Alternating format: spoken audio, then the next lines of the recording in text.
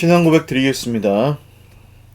전능하사 천지를 만드신 하나님 아버지를 내가 믿사오며 그 외아들 우리 주 예수 그리스도를 믿사오니 이는 성령으로 잉태하사 동정녀 마리아에게 나시고 본디오 빌라도에게 고난을 받으사 십자가에 못 박혀 죽으시고 장사한 지 사흘 만에 죽은 자 가운데서 다시 살아나시며 하늘에 오르사 전능하신 하나님 우편에 앉아 계시다가 저리어서 산자와 죽은 자를 심판하러 오시리라. 성령을 믿사오며 거룩한 공회와 성도가 서로 교통하는 것과 죄를 사하여 주시는 것과 몸이 다시 사는 것과 영원히 사는 것을 믿사옵나이다. 아멘. 찬송가 528장 찬송 드리겠습니다.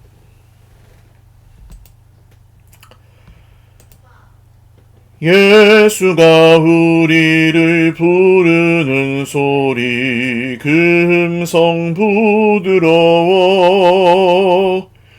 문 앞에 나와서 사면을 보며 우리를 기다리네. 오라 오라 방황치 말고 오라 죄 있는 자들아 이리로 오라 주 예수 앞에 오라 간절히 오라고 부르실 때에 우리는 지체하랴. 주님의 은혜를 외안히 받고 못 들은 채 하려나. 오라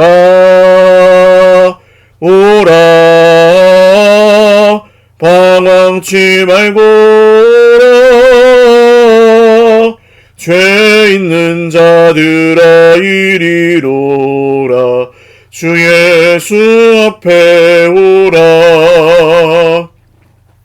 세월이 살같이 빠르게 지나 쾌락이 끝이 나고 사망의 그늘이 너와 내 앞에 들리며 가리우네.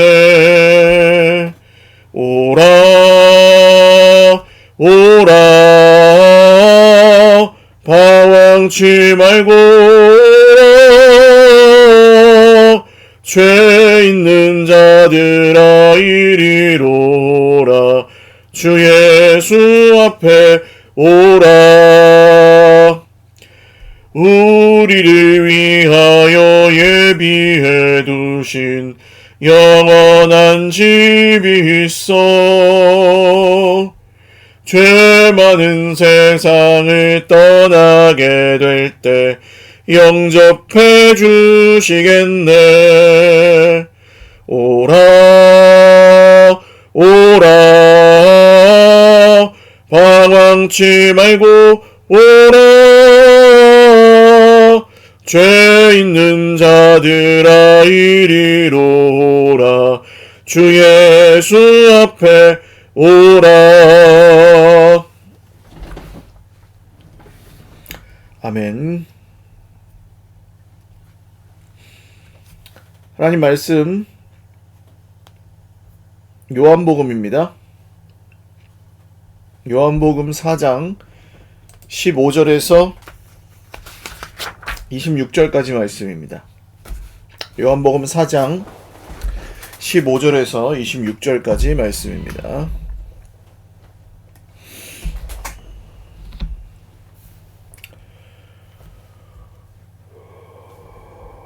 한 목소리로 읽겠습니다.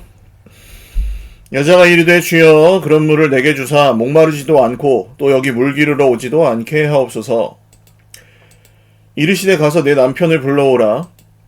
여자가 대답하여 이르되 나는 남편이 없나이다. 예수께서 이르시되 내가 남편이 없다 하는 말이 옳도다. 너에게 남편 5이 있었고 지금 있는 자도 내 남편이 아니니 내 말이 참되도다. 여자가 이르되 주여 내가 보니 선지자로소이다. 우리 조상들은 이 산에서 예배하였는데 당신네들의 말들은 예배할 곳이 예루살렘에 있다 하더이다. 예수께서 이르시되 이 산에서도 여자여 내 말을 믿으라. 이 산에서도 말고 예루살렘에서도 말고 너희가 아버지께 예배할 때가 이르리라. 너희는 알지 못하는 것을 예배하고 우리는 아는 것을 예배하노니 이는 구원이 유대인에게서 남이라. 아버지께 참되게 예배하는 자들은 영과 진리로 예배할 때가 오나니 곧 이때라. 아버지께서는 자기에게 이렇게 예배하는 자들을 찾으시느니라.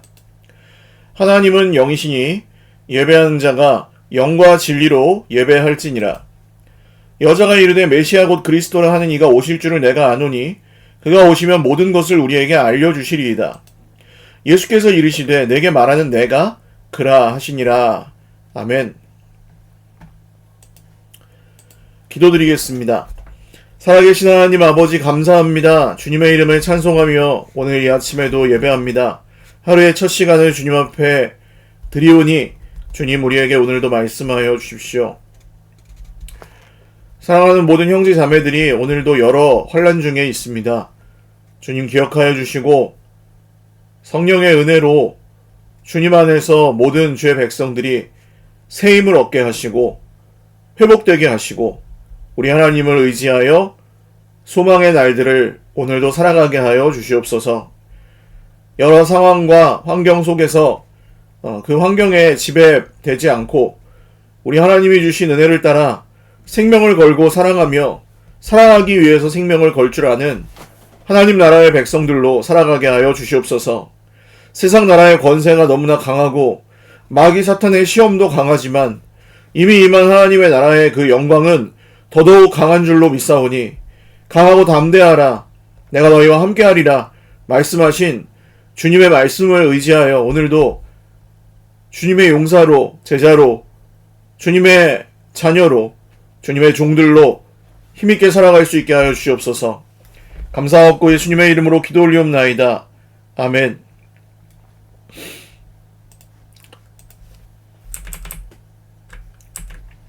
할렐루야. 네, 오늘도 하나님의 은혜와 평강으로 풍성한 하루 누리시기를 바랍니다. 자, 사마리아 여인과 대화하셨던 이 예수님이 대화하신 장면은 성경에서 제일 긴 1대1 대화입니다. 예수님이 말씀하신 사람들 중에 가장 길게 대화하신 1대1로 대화하신 사건입니다. 그 당시 유대인들은 사마리아인들과는 상종을 하지 않았습니다. 서로 싫어했습니다. 보면 침을 뱉고 조롱하고 모욕할 정도로 아니면 없는 사람 취급하며 비인격적으로 대하는 것은 당연하였고 유대인들은 아예 돌아서 갈지언정 사마리아 사람들의 길을 지나지 않았습니다. 그런데 예수님은 지금 이 여인을 만나기 위해서 굳이 유대인들은 아무도 가지 않는 그 사마리아 길로 지금 유대 지방으로 내려가십니다. 성경의 지도를 보시면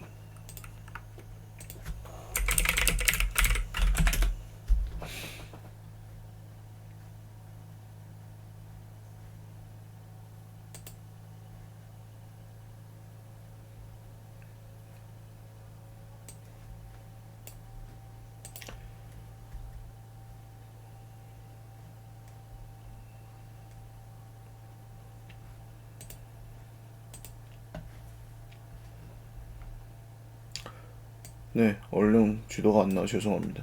지도를 보시면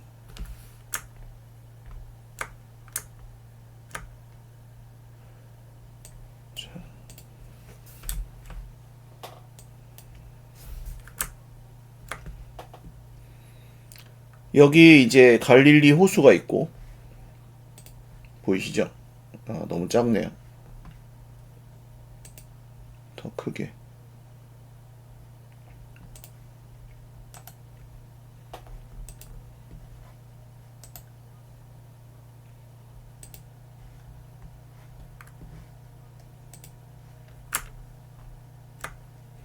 네, 여기 갈릴리 호수가 갈릴리 지방이고 여기가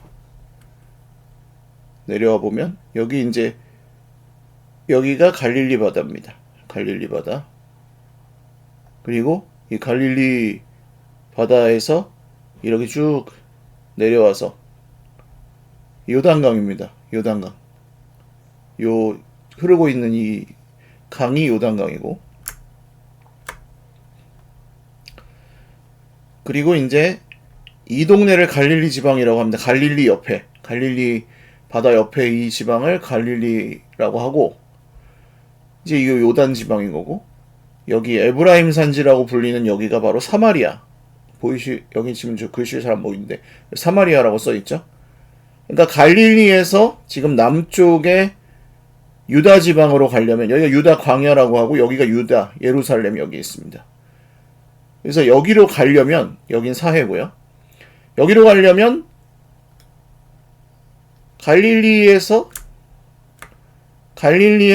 유다 광야로 그냥 바로 쭉 가면은 여기 오른쪽으로 이렇게 해야 되겠군요. 이렇게 갈릴리에서, 제가 좀 움직여서 갈릴리에서 이렇게 쭉 사마리아 지방으로 해서 이렇게 내려가면은 가깝죠. 예루살렘까지 갈 때. 근데 그렇게 안 가고 이 갈릴리에서 유다 지방으로 갈 때 이렇게 가는 거죠. 이렇게 요단강 건너서 다시 이렇게 다시 해서 돌아서 예루살렘으로 들어갑니다. 이게 유대인들이 사마리아 사람들을 얼마나 싫어했는지를 보여주는 그런 일이죠. 근데 예수님은 이 여인을 만나기 위해서 사마리아 지방을 거쳐서 굳이 질러서 가십니다. 그러니까 거기다 여자예요. 점잖은 유대인들은, 특히 랍비, 율법을 따르는 사람들은 사마리아 여자에게 1대1로 말을 걸지 않습니다. 절대로. 그러니까 이 사마리아 여인은 예수님이 말을 걸었을 때 굉장히 오해했을 수도 있습니다. 당신 유대인이고 나에게 말을 왜 거냐, 남자가. 근데 이제 대화가 어느 정도 진전이 되었어요. 정말 대화해서는 안 되고 대화할 수 없는 그런 선을 넘어서 예수님이 그 여인에게 말을 거셨고, 그 여인은 이제 대답을 해가면서 예수님이, 만약에 네게 물 달라고 하는 사람이 누구인지 알았더라면 네가 물을 달라고 했을 것이다. 그랬더니 이 여자가 뭔가 이제 좀 심상치 않다는 걸 알고, 주여 그런 물을 내게 주사 목마르지도 않고 또 여기 물 기르러 오지도 않게 하옵소서. 그러니까 여기 물 기르러 오는 거는 이 여인에게 너무 고통이었어요. 왜냐하면 사람들이 전부 손가락질 하거든요. 저 남편 5인 여자. 근데 모두 남편이 아닌 거예요. 이 여인의 정말 진짜 목마름의 이유는 사실 무엇이었습니까? 바로 그것이죠. 남자들을 아무리 만나도, 남자들을 아무리 의지해도 채워지지 않는 그 인생의 깊은 곳의 갈증입니다.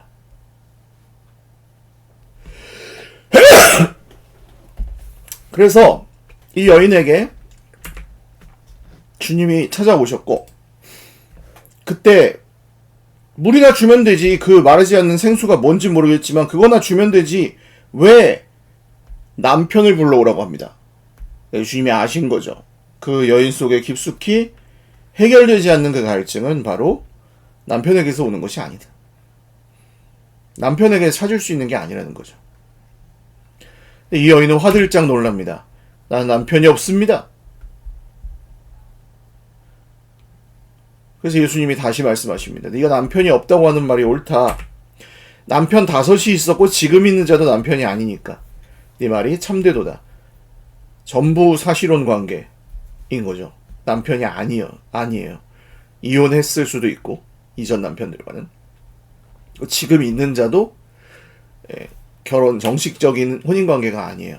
그러니까 남편은 없는 여자이지만 모든 사람들에게 손가락질을 받는 그런 삶을, 기구한 삶을 살고 있는 여인이었습니다.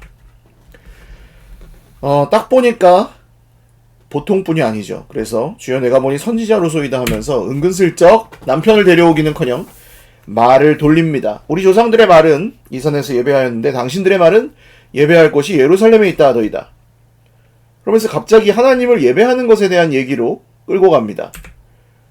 예수께서 이르시되 여자여 내 말을 믿으라. 이 산에서도 말고 예루살렘에서도 말고 너희가 아버지께 예배할 때가 이르리라. 그러니까 너희가예요. 사마리아 사람들입니다. 너희는 알지 못하는 것을 예배하고 사마리아 사람들은 지금 알지 못하는 것을 예배한다. 왜 그렇습니까? 말씀에서 떠나 있었기 때문이죠. 사마리아 사람들은 유대인들은 주님의 구약의 율법에 머물러 있고 사마리아 사람들은 이제 여러 이유로 중간에 아시리아에게 멸망하기도 하고 우상숭배 금송아지를 섬기기도 하고 했기 때문에 그 말씀의 전통에서 멀어져 있는 율법의 은혜에서 멀어져 있는 마치 이방인처럼 취급당하는 이스라엘이었습니다. 이스라엘이 아닌 건 아니지만 그러니까 유다 지파, 베냐민 지파 말고는 전부 다 이제 사마리아, 이스라엘이죠. 그래서 이 사람들은 은혜에서 벗어난 사람들, 말씀의 은혜를 받을 수 없는 사람들로 여겨졌는데 어떻게 된 거죠? 말씀이 이 사마리아로 찾아온 겁니다. 요한복음 1장을 다시 기억해 보십시오. 요한복음 1장을 기억해 보시면 예수님 말씀하셨죠. 처음에 이제 요한이 예수님을 뭐라고 말씀하죠? 태초부터 있는 생명의 말씀에 관하여는 하면서 시작합니다. 태초에 말씀이 계시니라. 이 말씀이 하나님과 함께 계셨으니 이 말씀은 곧 하나님이시니라. 그러니까 태초에 하나님과 함께 계셨고 만물이 그로 말미암아 지음받 왜 말씀으로 지으셨으니까. 그래서 이 말씀이 오셨다. 말씀이 오셨다. 이게 요한복음의 시작이었습니다. 그리고 이제 알지 못하는 사마리아 사람들에게 말씀이 찾아오셔서 어떻게 해주십니까? 아버지께 참되게 예배하는 자들이 되게 해주십니다. 그리고 이 일은 성령 그리고 진리, 말씀, 성령과 말씀 안에서 성령과 말씀을 통해 예배를 드린다. 장소가 중요한 게 아니다. 지금 그 일이 왔다. 이제 성령과 말씀으로 예배를 드리는 시대다. 그러니까 여러분 장소가 중요하죠. 장소. 그렇지만 장소가 예배의 깊이나 그 은혜의 무슨 정도를 결정하지 않는단 말이에요. 예배는 원래 은혜 받으려고 드리는 게 아니에요. 예배는 거꾸로 은혜 받은 사람들이 영광을 돌리는 거예요, 하나님께. 이게 예배에 대해서 정말 현대 사회에서 현대 그리스도인들에게 특별히 한국 기독교인들에게 정말 많이 오해되고 있는 예배 때 설교가 좋아야 돼. 왜 설교가 좋아야 됩니까? 예배 때? 설교는 그냥 하나님의 말씀을 불완전하지만 인간 설교자가 그 진리를 영으로 풀어 증거하는 말씀일 뿐이고 그 설교가 좋다고 은혜를 받고 설교가 안 좋다고 은혜를 못 받는 것이 아닙니다. 은혜는 우리 모두가 받았다는 거예요. 그리스도 예수님 안에서. 제가 오늘 이제 묵상하면서 드는 생각이 목사는 뭐 하는 사람이냐 그러면 목사는 설교자는 뭐 하는 사람이냐? 너네 아버지 뭐 하시냐? 저 애들한테 누군가 물어본다면 목사인데요.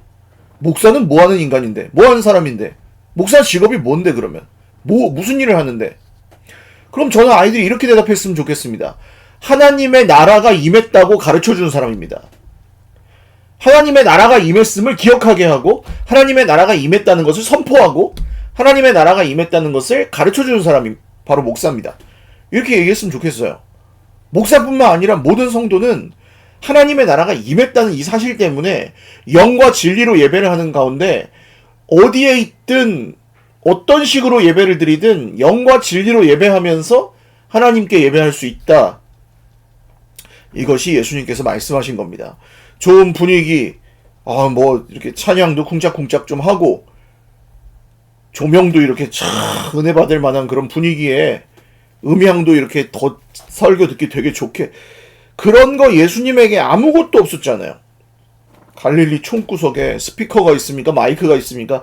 찬양팀이 있습니까? 드럼이 있습니까? 물론, 좋은 음악으로 하나님 찬양하는 너무 좋은 일이에요. 그렇지만 그게 없어도 찬양할 수 있고요.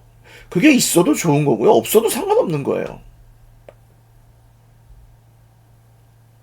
예배 방해받지 않는 무슨 시설, 상황 있으면 좋지만 그거 아니에요. 그런 거랑 상관없다 이거예요. 만약에 그런 것들 때문에 예배를 드리고 못 드리는 것이 계속 신경이 쓰이고 그것 때문에 결정이 된다면 저는 이 사마리아 여인과 똑같다는 생각을 합니다. 사마리아 여인이 이 산에서 예배드리라고 했습니까? 예루살렘입니까? 계속 묻죠. 뭐가 맞냐고.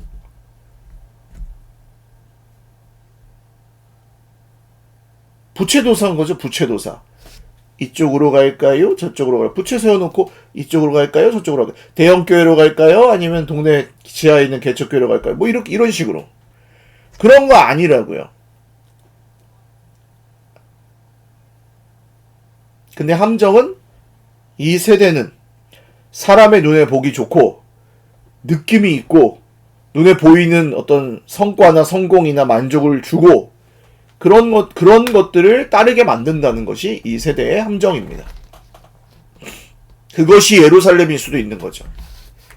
예루살렘에 있는 성전을 주님이 가서 말씀하십니다. 3일 만에 내가 다시 일으킬 것이다. 무너뜨려라. 실제로 무너지죠. 예루살렘 성전은. 예수님이 이것 때문에 십자가에 죽으시는데 오해를 받으시고 모함을 받으시고 예루살렘 성전이 46년 동안 지금 막 증축, 개축하고 있었거든요. 웅장한 그 헤롯이 지어준 성전.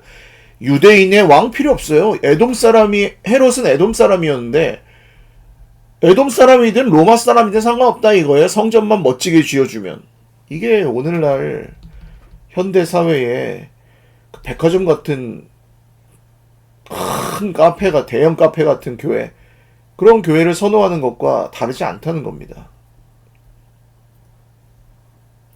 물론 건물이 좀 큰 편인 우리 교회에서도 뭐 이렇게 좀 도망갈 수 없는 그런 문제이긴 합니다만 그거랑 은혜는 상관이 없습니다. 그래서 은혜 받은 사람들이 영과 진리로 예배하는 겁니다. 하나님은 영이시니 예배하는 자가 영과 진리로 예배할지니라. 영이다 이 말을 굉장히 무슨 좀 특별한 그런 말로 들으시는데 아니고 하나님이 영이시라는 보이지 않는 세계가 있다는 거죠. 영적 세계. 보이지 않는 세계가 있고 하나님 보이지 않으시잖아요. 근데 계십니다. 그래서 예배하는 자들은 영과 진리로 예배를 보이지 않는 것들을 더 중요하게 생각하며 예배를 드려야 된다. 눈에 보이는 것에 현혹되지 말고 눈에 보이는 것만 중요하게 생각하지 말고 보이지 않는 세계가 있음을 믿어라. 하나님의 나라가 임하였음을 믿으라는 거예요. 공중의 권세 잡은 자가 정말 그 영적 전쟁을 우리 속에서 시험을 일으키고 있다는 것을 알라는 거예요. 그리고 그것을 지켜주실 수 있는 분, 보호해 주실 수 있는 분이 오직 예수님밖에 없다는 것을 믿으라는 뜻입니다. 여자가 말하죠. 메시아고 그리스도라는 분이 오실 줄을 내가 아노니 그가 오시면 모든 것을 우리에게 알려주시. 그쵸, 말씀이 오셨으니까 알려주는 거죠. 근데 이 여자는 지금 도망가고 싶은 거예요. 당신 말 알겠는데 나는 별로 관심 없고 그냥 빨리 다른 얘기로 넘어가자. 메시아가 온다며. 근데 언제 온다는 거야 도대체. 이렇게 갔는데 이게 이제 그 축구로 말하면 자살골이고 장기로 말하면 외통수예요. 체스로 말하면 체크메이트. 끝난 거예요. 장군하는 거예요. 예수께서 이르시되 내게 말하는 내가 그라. 여러분 요한복음 4장까지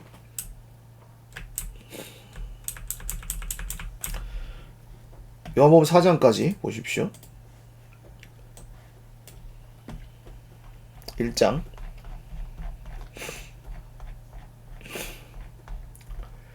이렇게 하면 안 보이시죠?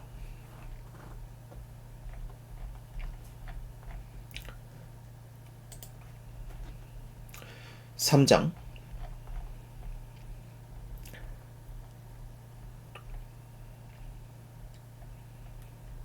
니고데모 만나셨는데요. 딴 사람 얘기하는 것처럼 하시죠? 독생자를 주셨으니 이는 그를 믿는 자마다, 그를 믿는 자, 나를 믿는 자라고 안 하십니다. 예수님이 메시아라고 안 해요. 메시아라고 안 합니다. 메시아라고 한 적 없어요. 이전까지. 근데 누구한테 합니까 지금? 가장 먼저 본인이 메시아라고 증거한 사람이 누구예요? 여기입니다. 예수께서 내게 말한 내가 그라. 최초의 메시아 선언. 내가 메시아다. 그거 지금까지 말 안 했어요. 예수님이. 그냥 그런 것처럼 보이긴 하지만 명확하게 내가 메시아다. 그렇게 안 합니다. 근데 이 여인에게 왜 말씀하십니까? 유대인들이 쳐놓은 장벽이 있었어요. 사마리아 사람 구원받을 수 없다. 근데 아니에요. 말씀이 사마리아로 찾아가셔서 이 구원받을 수 없는 사람들에게 모든 거 알려주셔야 되는데, 뭐 메시아가 온다며 그게 누군데 언제 오는데 그러고 있으니까 내가 그다 하면서 빵 하고 볼링장에 볼링공이 볼링핀을 꽝 쓰러뜨리듯이 거기에다가 최초의 메시아 선언을, 이게 얼마나 의미 있는 사건인지 모릅니다. 최초의 메시아 선언 갈릴리에서도 안 하셨고 예루살렘에서 하신 것도 아니고 사마리아에 있는 몇천 명 모아놓고 하는 것도 아니고 이 여자에게 처음으로 1대1로 하셨습니다. 우리가 예수님을 믿는 순간은 그런 순간 아니겠습니까? 내가 메시아다. 나에게 오셔서 그렇게 말씀하시는 그 순간이 우리가 예수님을 믿는 순간이고 하나님의 나라가 임했다는 것을 알게 되는 순간이고, 하나님의 나라가 임했으니 우리는 보이는 것으로 살아가지 않고 보이지 않는 것으로 살아갑니다. 라고 말하게 되는 순간이죠.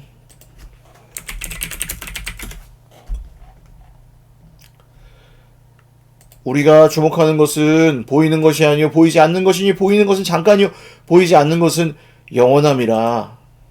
할렐루야. 말씀을 맺습니다.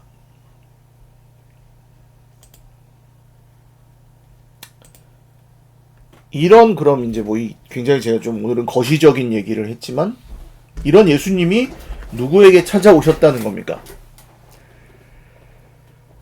별로 그 상황이 좋지 않은, 별로 그 상태도 좋지 않은, 별로 선해질 여지도 없고, 그게 그렇게 막 굉장히 막 극적으로 바뀔 만한 그런 사람이 아니었던, 유대인들에게는 뭐 그냥 나면서부터 죄인이요 죽을 때까지 죄인이었던 사마리아 여인에게 찾아오신 예수님은 오늘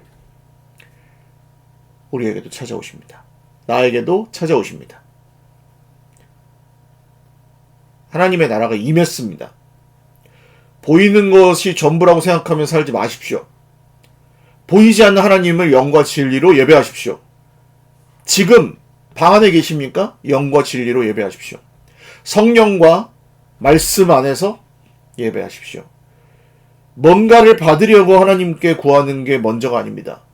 이미 주신 것에 감사하며 그분께 영광을 돌리는 게 예배입니다. 영과 진리로 예배하십시오. 하늘에서 정말 말할 수 없는 보화가 우리에게 쏟아져 내려와서 우리의 삶을, 여러분 보이는 게 안 바뀌는 것 같으세요? 보이는 게 바뀝니다. 그래서 왜냐하면 뜻이 하늘에서 이루어진 것처럼 땅에서도 이루어지기를 원합니다. 이렇게 기도하잖아요. 주기도문에. 하늘에서 이루어진다는 말은 보이지 않는 곳에서 풀린다는 얘기고요. 땅에서 이루어진다는 것은 그것이 하늘에서 이루어진 일이 땅에서 열매를 맺는다는 뜻입니다. 보이는 곳에서. 이 사실을 명심하십시오. 그래서 기도하는 것이고, 보이지 않는 것을 믿음으로 보이는 세상을 변화시키고 회복시켜가는 것이 결국에는 구원하시는 것이 주님의 뜻입니다. 기도하겠습니다. 하나님 아버지, 오늘도 하나님의 나라가 임하였다는 이 사실을 우리가 알고 믿습니다. 영과 진리로 주님을 예배합니다. 뭔가 얻어내기 위해 하나님께 흥정을 하는 그런 예배 말고 마음의 평안이나 그런 만족감, 거기서 머물지 않고 이런 은혜를 주셨으니 어찌 하나님을 높여드리지 않을 수 있으리요. 이런 기쁨을 받았으니 어찌 하나님의 나라가 임하였다고 내가 증거하지 않으리요.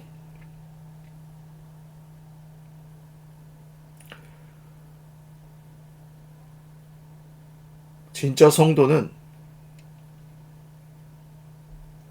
무일푼이 되어도 부끄럽지 않습니다.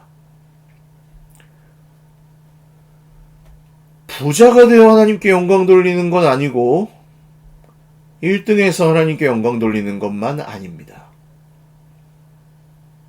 그렇지 않아도 영광 돌릴 수 있습니다.